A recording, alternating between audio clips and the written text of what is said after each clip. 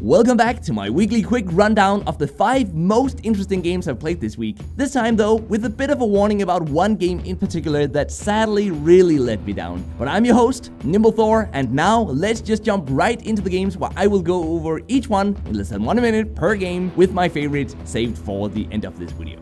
Zombie Combat Simulator is a third-person team shooter with both online, local area network, and offline game modes, where we fight as a team against hordes of zombies. At the start of every match, we get to pick 2 weapons for free, and more advanced weapons are then unlocked as we level up through in-app purchases or by watching an ad, which will give us a trial version for new weapons that lasts until we close the game next time. To me personally, the biggest appeal of this game is the local area network and sandbox game modes, the latter of which allows us to change the rules of the game, the spawn system for the zombies, and much more. The game is offline playable, it takes up 291 MB of space, is out on Android only for now at least, and my final verdict is that you should definitely play it.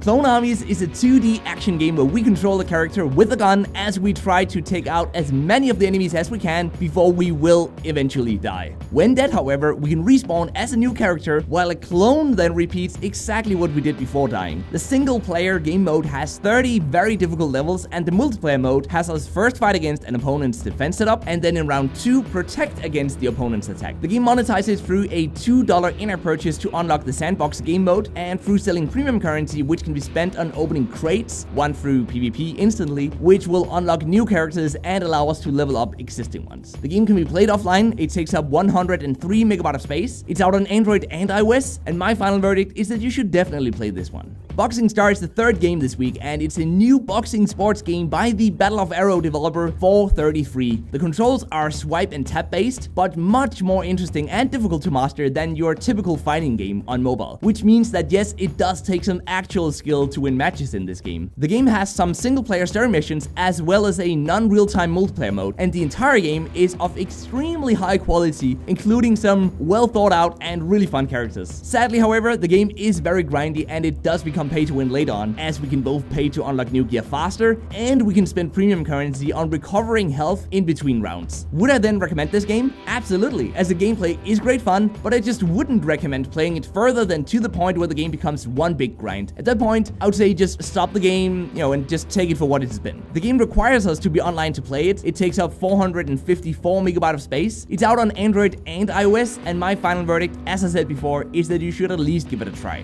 Dead Island Survivors is a high-quality tower defense game by the Galaxy on Fire developer Deep Silver, where we both set up a defensive structure of turrets and we control the character running around the map, defending the islands from hordes of zombies in 2 to 3 minute matches. Controls work great and the characters are really fun, with some awesome looking abilities that can be used in battle. Sadly, however, upgrading turrets requires either waiting without being able to use it while it's upgrading, or gathering enough cards, which together with new weapons for our main characters are unlocked through chests that we have to wait to open. So it's a great game, but it's honestly ruined through wait times and the overall monetization, sadly. The game requires online access, it takes up 1.24 GB of space, it's out on Android and iOS, but my final verdict is that even if you've considered playing this one, you might just want to skip it, and that's the warning of this week.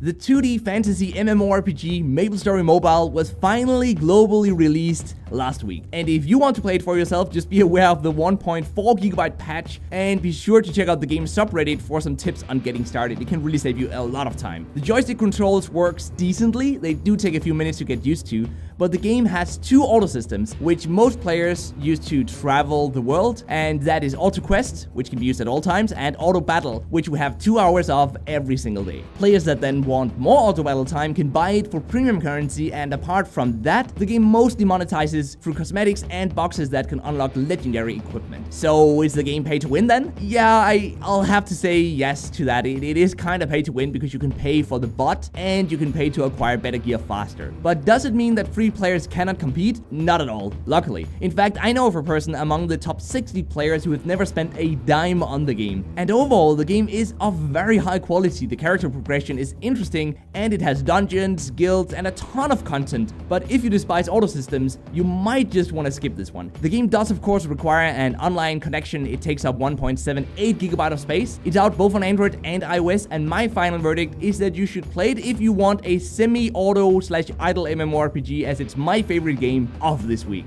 Thanks for watching, let me know which game was your favorite, and until next time, just keep gaming, stay awesome, and I'll see you guys around.